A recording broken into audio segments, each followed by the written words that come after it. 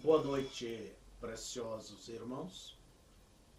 Pela graça de Deus, mais uma vez estamos aqui e o nosso propósito é contribuir para o bom andamento das coisas de Deus na sua vida. Para isto é necessário que traga o ensino, a palestra, a orientação exata pelas Escrituras Sagradas daquilo que Deus deseja que você caminhe por elas. A programação passada, nós falamos sobre a sinceridade, apontando para o irmão Brana, ele mostrando que ele poderia ter usado os dons dele para influenciar alguma denominação, mas ele nunca se comprometeu. E nós passamos esta sinceridade, é o que deve existir entre o casal. É o que deve existir na família, de um modo geral. A sinceridade dos pais para com seus filhos, dos filhos para com seus pais, de um membro da família para com outro. Mas isto não quer dizer que devamos faltar com a sinceridade com aqueles que são de fora. Pelo contrário, devamos sempre ser sinceros para com todos. Principalmente entre o marido e a esposa, é necessário que haja a mais profunda sinceridade. Então, por quê? Isto é uma das bases, das pilastras do casamento. A sinceridade, o respeito, o amor, a compreensão, tudo isto faz parte deste fundamento que poderá manter este lar sempre vitorioso. A pergunta, estamos tratando sobre uma pergunta feita ao irmão Brana, pergunta e resposta número 3, e volume 3, e a pergunta número 18, que foi esta: nós nos casamos há 21 anos atrás pelo juiz de paz. Isto foi errado? O profeta, então, ele mostra que sim. O juiz, ele simplesmente reconhece a legalidade deste casal viverem perante a sociedade. Então a lei simplesmente reconhece. Mas o casamento, ele compete à casa de Deus. Mas é o ministro que casa. Mas isso não quer dizer que dispensa o que a lei ordena. Por isso o rapaz, a moça, deva passar primeiramente pelo casamento civil, e depois vem ao ministro. Vem ao ministro para receber a bênção do seu casamento. Mas o que no fundo realmente casa é a palavra. Quando você dá a palavra para esta moça e vice-versa, perante Deus, porque Deus vos toma em sua palavra. Estão casados. Recorde que José, a Bíblia diz que Maria estavam casados, porém não viviam juntos. O que é? Eles haviam prometido um ao outro. Mas isto não quer dizer que vamos substituir o altar, não vamos substituir o casamento civil. É um compromisso. E eu quero prosseguir nesta pergunta e resposta dada pelo profeta, sendo este o terceiro programa dentro deste assunto desta mesma pergunta com sua resposta. E eu quero passar todas ou quase todas as perguntas que foram feitas ao nosso profeta a respeito de tudo que se toca à família, ao lar, ao matrimônio. Então nós vamos ajuntar todas estas perguntas e procurar ir tratando pouco a pouco. Porém, eu quero antecipar a todos vocês que a palavra a respeito de casamento e divórcio é a mensagem Casamento e Divórcio, pregada em fevereiro de 65, o ano em que o profeta partiu. Foi uma mensagem dada por Deus. E eu quero um dia estudá-la com vocês, esta mensagem. Então, antes do casamento e divórcio, desta mensagem, houve muitas perguntas, houve muitas respostas, mas o profeta sempre dizia: permaneçam como estão. Eu sei que Deus tem uma resposta para tudo isto. E, na verdade, a mensagem do casamento e divórcio, o que Deus permitiu ali, fique como está. Vocês que creem nesta mensagem. Isso não é para o denominacional, isso não vale para o ímpio, mas isto vale para aqueles que têm aceitado a luz do dia, a mensagem da hora. Então,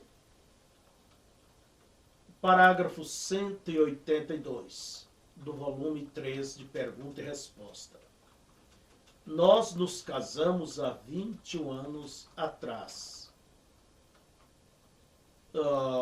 no Juiz de Paz. O irmão Brana diz: querida irmã, querido irmão, certa vez um vendedor estava me contando e ele entrou em uma igreja. Ele era um cristão. Lá em cima, em Connecticut, eu não sei pronunciar bem, mas vamos lá. Ou em algum lugar lá em cima, em uma igreja enorme. Simplesmente entrou para orar. Não era. Ele era um pentecostal, mas ele entrou lá para orar. E disse que quando ele entrou e se ajoelhou na igreja para orar, disse que ele estava dirigindo sozinho, estava cansado, como que com saudades de casa. Ele era um vendedor e estava vendendo coisas, e disse que ele vendia coisas para as fábricas. E ele entrou ali para fazer umas compras ou algo, e então ele passou pela igreja e pensou: eu vou entrar e orar. A porta estava aberta, disse, e ele entrou. Não ouviu ninguém. Então ele se ajoelhou e começou a orar. Depois que ele estava orando ali, ficou mais ou menos 1 hora. Ele disse que ouviu claramente umas batidas de porta ou algo assim, e ele pensou que fosse o zelador ou alguém da igreja. Disse, após algum tempo ele observou que ali vinha. Ele ouviu alguém conversando. Ele desviou o olhar e olhou ao redor para ver se era o zelador. Era um homem e uma mulher de pé diante do altar, de mãos dadas. Diziam, eu te tomo, querida, para ser minha legítima esposa. Vem. Ela disse, eu te tomo, querido, para ser o meu legítimo esposo. Ora, disse ele, isto é estranho, disse este pentecostal. Ele disse, este homem e mulher se casando sem um pregador, veio. E então ele simplesmente se assentou e esperou. E depois que eles fizeram os seus votos para viverem fiéis um ao outro, que somente a morte os separaria, eles colocaram seus braços um ao redor do outro e se beijaram. Viraram e saíram sorrindo. Ele disse, um momento, ele disse, eu estou um pouco curioso, eu sou estranho, disse. Vocês estão se casando? Disseram sim. Sem um pregador? Ele disse não. Disse, tem 40 anos que nós nos casamos. Ele disse, nós nos casamos bem aqui neste altar há 40 anos atrás. E todo ano nós voltamos e renovamos os nossos votos. Esta é uma boa ideia, vem? Então, ouvintes, irmãos, nós vemos este pequeno caso contado pelo profeta, que alguém lhe contou, que ao entrar numa igreja viu alguém se casando. Mas, na verdade, já eram casados. Só aquele casal estava renovando os seus votos. E olha bem, 40 anos faziam que ambos eram casados. Era um bom tempo, não é certo? Então eu quero trazer isto, baseando neste belo assunto, essa história contada pelo nosso mensageiro. Não acha você isso ser uma coisa tão boa, tão própria? Porque tudo na vida há um desgaste. Para todas as coisas sempre há um desgaste natural. Por isso é necessário que você sempre procure renovar os seus votos para com Deus, os seus votos para com seu marido, com sua esposa. Isto quer dizer que você simplesmente mantém o seu casamento, quer dizer, em dias. Não está deixando ele se desgastar de tal maneira que fica em uma posição irreconciliável. Eu pergunto para vocês que nos ouvem, quantos anos faz, meu irmão, minha irmã, que vocês são casados? Vocês renovam os vossos votos matrimoniais? Quando chega o dia do aniversário do casamento? Ou você nem lembra, meu irmão, deste dia? Ou você nem se importa, minha irmã, com este dia? O casal feliz, o casal que se vê como casal, como casado, um como integrando a vida do outro, participando, complementando a vida do outro, simplesmente tem prazer em renovar os seus votos. Eu recordo que o irmão Brando disse que certa vez, dentro da sua casa, as crianças brigavam, ele murmurava, a esposa, havia falta de tudo, problemas e aquelas dificuldades todas. Coisa corriqueira, como podemos dizer. E ele disse, era mais ou menos pela meia-noite, uma pequena mesa, uma Bíblia aberta sobre a mesa. eu e a minha esposa orando. E com a nossa mão sobre a Bíblia, prometemos a Deus que não íamos mais queixar, murmurar e se deixar ser levado por essas pequenas coisas do dia a dia do lar. E ele disse, tudo mudou dali para frente. Tudo se transformou. Então veja, irmãos, se temos que renovar o nosso posicionamento para com Deus, se temos que renovar o nosso compromisso um para com o outro diante de Deus, e isto simplesmente atrai as bênçãos de Deus, a aprovação de Deus. Então, quanto mais a vida também, que não é menos importante a vida do lar. A vida do casal. Mas você diz, mas meu casamento, pastor, às vezes está tão desgastado, estou tão cansado.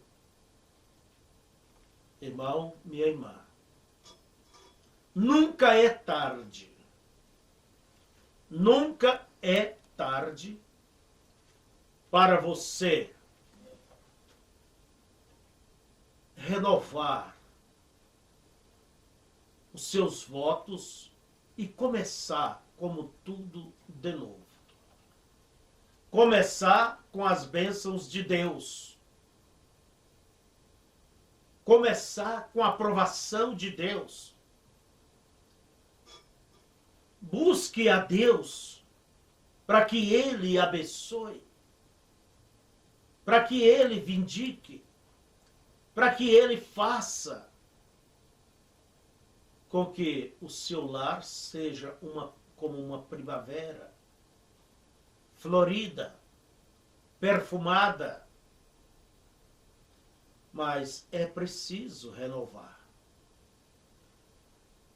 Como este casal, ali estava aquele casal, 40 anos, não era 4 meses ou 4 anos, 40 anos, com o mesmo amor, com a mesma ternura, vamos dizer, com a mesma simpatia, um voltado para o outro. E ali estavam eles perante o mesmo altar onde eles haviam se casado, orando a Deus e renovando seus votos.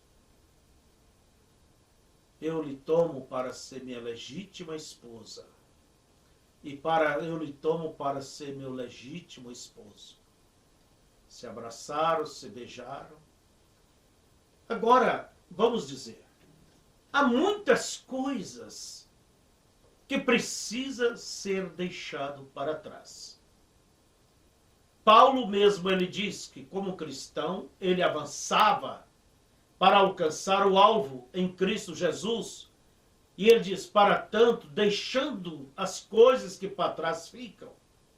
Quer dizer, as coisas inconvenientes, as coisas que não edificam, as coisas que não servem. É preciso, como cristão, deixar estas coisas que não ajudam. Porque se você tentar carregar todas elas, você não vai dar conta. Assim também o desgaste, a vida de um lar. É claro que há momentos difíceis, existem fases, mas não são essas fases difíceis que diz que o amor acabou, que o lar acabou, que a vida terminou. Não, não, não. Nunca olhe desta maneira. De forma alguma. Quando você se casou, você sabia que ia enfrentar lutas, ia enfrentar provas, dificuldades. Mas o que nos diz a Bíblia? Melhor é ser 2 do que 1. Porque se um cai, o outro levanta. E peça de 3 dobras não se rebenta facilmente. Aí está. Vocês se casaram para ajudar um ao outro. Para estar ao lado um do outro. Nas horas boas ou nas horas ruins. Na verdade, que todas as coisas devam contribuir para que esta união, casamento quer dizer união, possa se consolidar, se fortalecer mais e mais. Agora eu reconheço que há fases. Existem dias que você, como diz o ditado, está para baixo.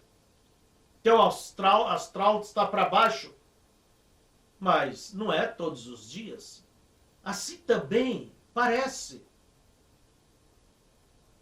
que as fases de um casamento, mas isto não quer dizer, minha irmã, que o casamento acabou, que o amor acabou, que a responsabilidade terminou, ou que você não o ama mais. Será que o seu amor, meu irmão, você carrega o seu amor na manga de uma camisa?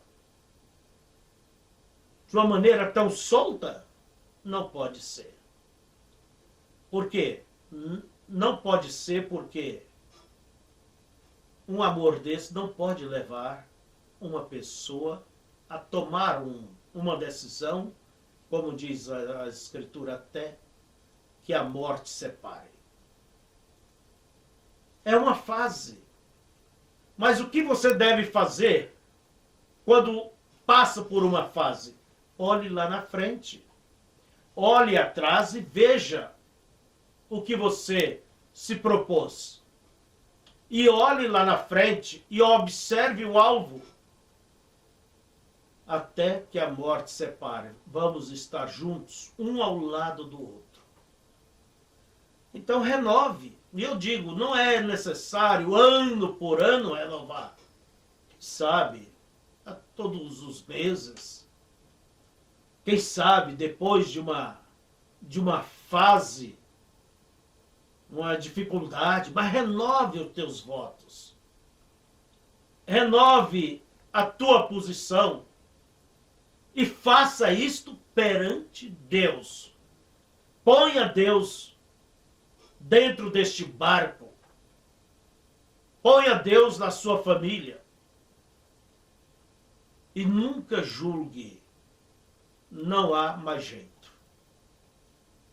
Não há mais retorno. Não faça isto. Simplesmente renove o teu compromisso espiritual da tua alma com Deus e junto às responsabilidades do que você tomou quando casou, e leve e peça a Deus que te dê graça, sabedoria, te dê o equilíbrio em tudo. Mas eu espero que todos vocês que estejam nos ouvindo possam ter a condição de fazer isto. Se ajoelham perante Deus, um casal que ora junto, e eu pergunto, vocês oram juntos? Pais, vocês oram juntos com seus filhos? Vocês se dão a mão e cada um faz a sua oração? Perante Deus, uma família que ora juntos, permanece juntos. Ponha Deus dentro do teu quadro, como um cristão, como uma cristã. Mantenha Deus como a prioridade. E você não pode servir a Deus, ter Deus como prioridade, e você está fora do seu lugar. E lembre-se, ninguém será arrebatado fora do seu lugar. Do seu lugar de pai, do seu lugar de mãe, do seu lugar de esposa, do seu lugar de esposo.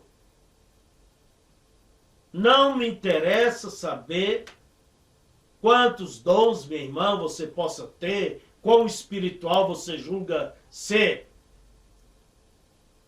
O lugar da mulher é ao lado do marido, é voltado para a sua família, e ele da mesma forma.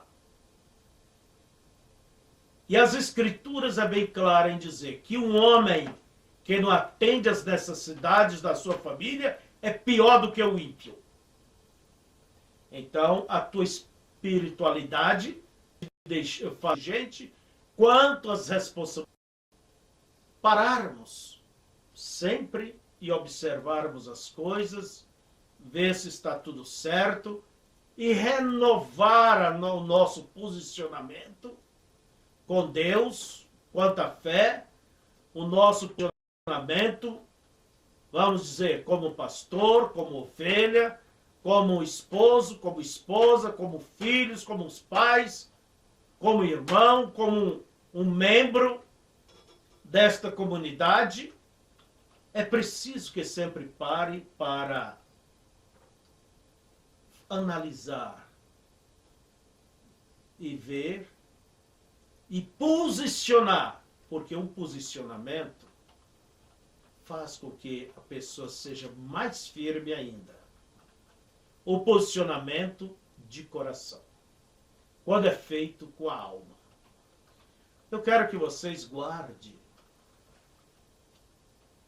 essa história que o nosso profeta contou deste casal que renovou os seus votos.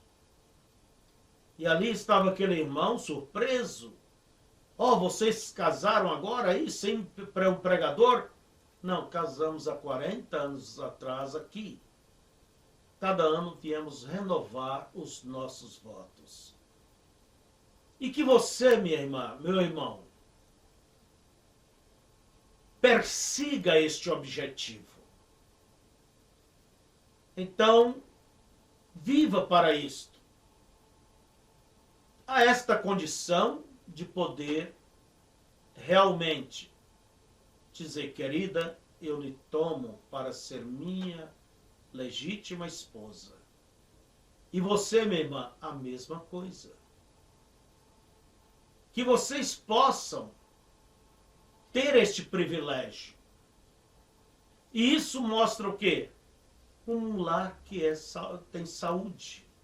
Um lar que realmente é um lar, não uma casa, mas um lar onde se respira a felicidade, o prazer.